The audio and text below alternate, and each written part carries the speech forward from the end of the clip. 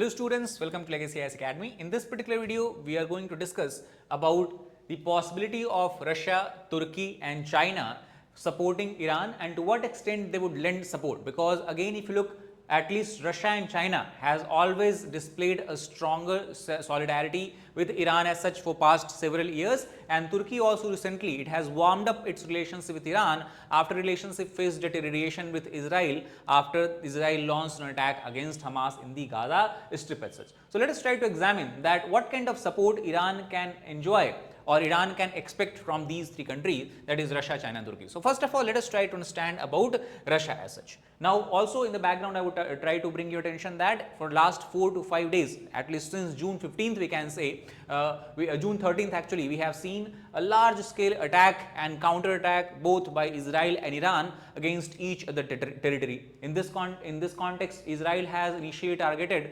most of the administrative center of Iran such as defense ministry. It has targeted critical infrastructure such as oil refineries, gas refineries. It also has targeted the top military commanders and leadership of the Iran, as well as even the nuclear scientists who were brain behind the Iran's nuclear enrichment program as such. As a counter attack, Iran also has responded by launching a barrage of ballistic missiles as well as hundreds and hundreds of drones, and this also has caused a lot of casualty in Israel as well. So this is the state in which the war has reached today. Now first of all, if you look at the response that Russian government has given against Israel-Iran war. So first of all, the Vladimir Putin, who is the president of Russia, he has called both the PM of Israel, that is Benjamin Netanyahu, as well as the president of Iran, Masoud Pezeshkian, and while talking about them, he has offered that Russia is ready to de-escalate the conflict. Now here, when we talk about to de-escalate the conflict, that means the intention of Russia is clear,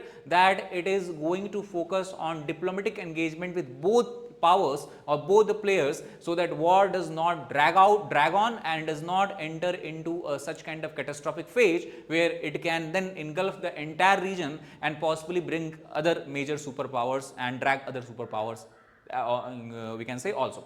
Now, in his call with Pezeshkian, he has clearly shown his support by condemning the Israeli attacks and Israeli strikes, and also he has offered condolences to the Iranian people who have lost their life. He also noted that Russia has put forward specific initiatives aimed at resolving the situation around the Iranian nuclear program. To give you a background about the Iranian agreement that Iran has signed with P5+1 countries, that is called as Joint Comprehensive Plan of Action, where countries agreed that if Iran downdials its nuclear ambition, then sanctions on it can be eased. So Russia was one of those partners, and before US under Trump's first presidency withdrew from the Joint Comprehensive Plan of Action, even after that Russia has supported this particular plan, and it has said that it is in favor of easing sanction if Iran downdials its nuclear enrichment program.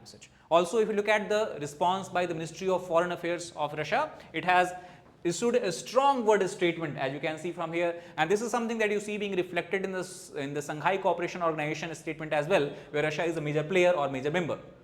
So the Ministry of Foreign Affairs has condemned Israeli strikes as categorically unacceptable. Not only that, it also has stated that all the consequences of this provocation, no matter whatever is the consequences due to this war, will fall on the Israeli leadership. At the same time, again it has asked the parties to exercise maximum restraint in order to prevent further escalation of tensions and keep the region from sliding into full-scale war. Not only that, it is also reported that Russian President Vladimir Putin has dialed the President of US Donald Trump, where they talked with each other for more than 40-50 minutes, and both leaders, it is believed that they have agreed that there should be some sort of diplomatic solution to the present crisis. War should not drag, and both countries should play a constructive role in this particular case.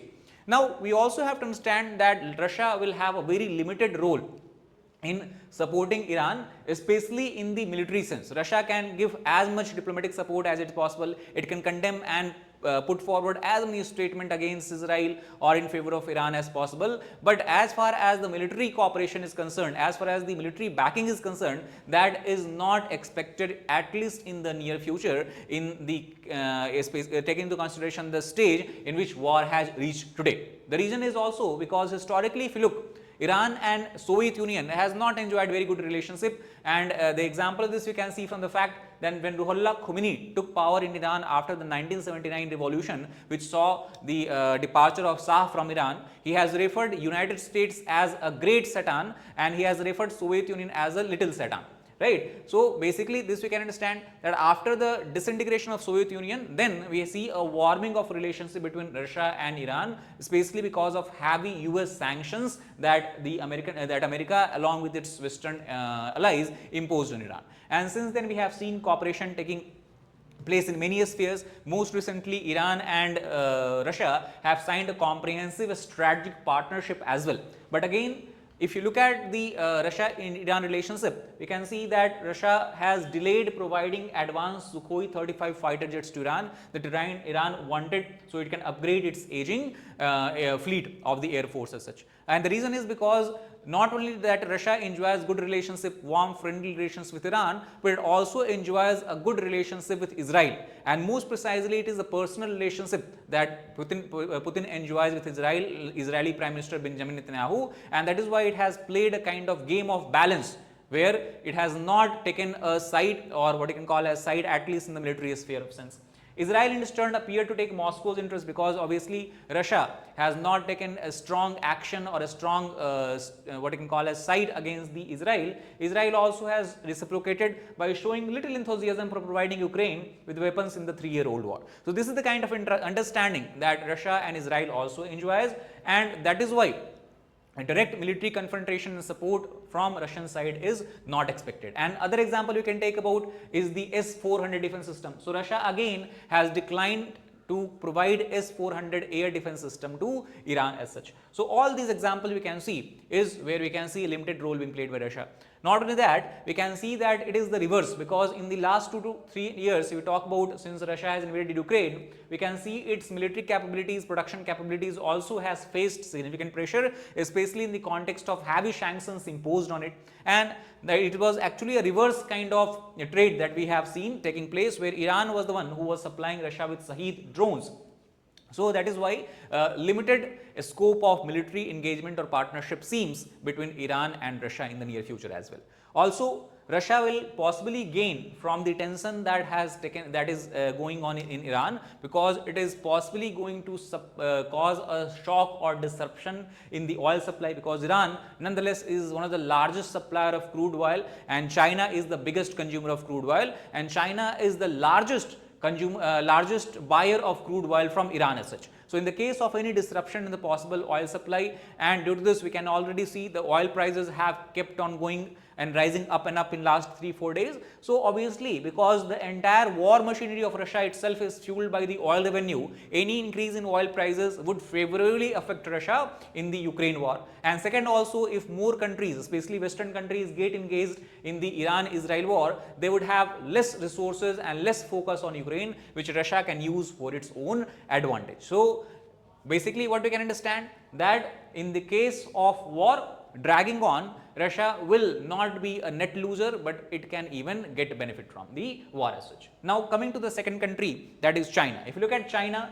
China has obviously taken a similar stance like Russia, and it has also condemned Israel, as it looks to show it as a potential peace broker. Now, we know if you look at the last few years, China has portrayed itself as a major power who is trying to bring a kind of peace in the Middle Eastern region, and China was the one who has brokered peace between Iran and Saudi Arabia. Also, the Iran-Saudi rapprochement, that is the term that we generally use, is largely due to the China's backing, China's support, not because of United States play as such. So, China also has explicitly condemned Israel's violation of Iran's sovereignty, security and territorial integrity, and this is a statement that is released by the Foreign Ministry of China, and also Wang Yi, the Foreign Minister of China, has reiterated this particular statement, and also it supports Iran in safeguarding its national sovereignty, defending its legitimate rights and interests as such. So, here we can see a kind of what you can call as contrasting characteristics, this what you can call as a viewpoint that China has portrayed. Like in the case of Ukraine, it has not reiterated such kind of statement as such.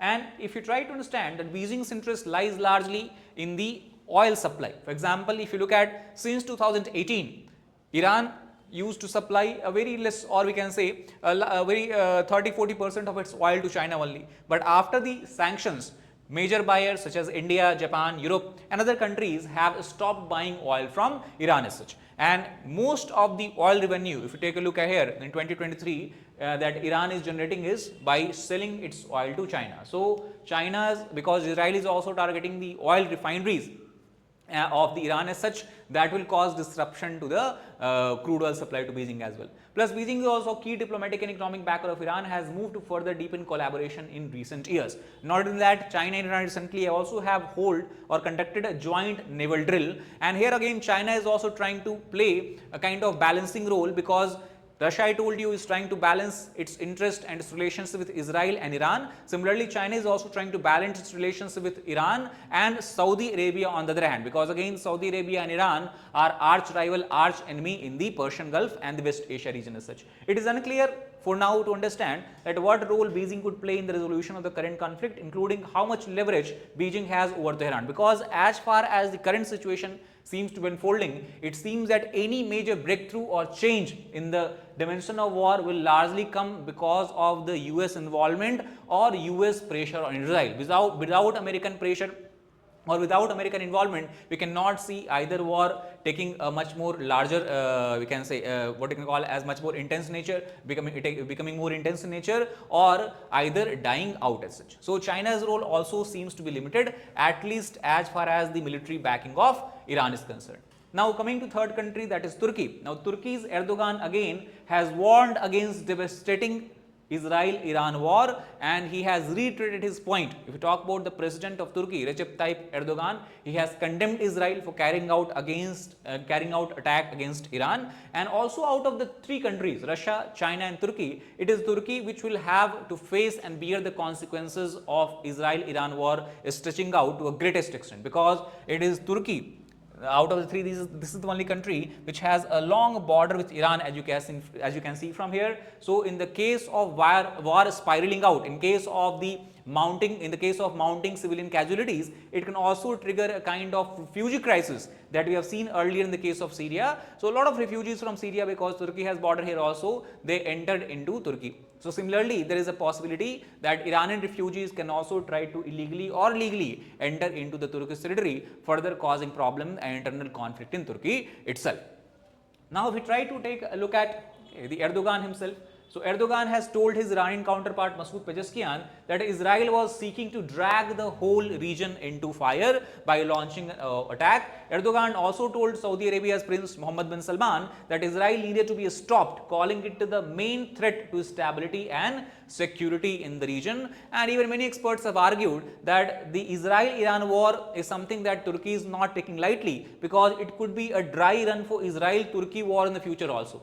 Why we are talking about this? Because Turkey is taking under the leadership of Recep Tayyip Erdogan, we can say Turkey is going on the same path as Iran has went on for past several decades as such. Because like if you talk about Ayatollah, Erdogan is also believed to be a very Islamist leader who is trying to bring Turkey again to the days of what you can call as Islamic dictatorship. We also have seen that many of the secular buildings in Turkey has been converted into Islamic building as such, like converted into mosque as such. So overall, what we are seeing is that there is rise of conservatism in Turkey as such. And also, like Ayatollah Ali Khamenei and the Iranian leadership, Turkey also enjoys much more pride in the domestic military manufacturing capabilities. It is trying to export a large number of drones across different countries. It is trying to export even jet aircraft, military aircraft across various countries, exporting across various countries. So all this can also further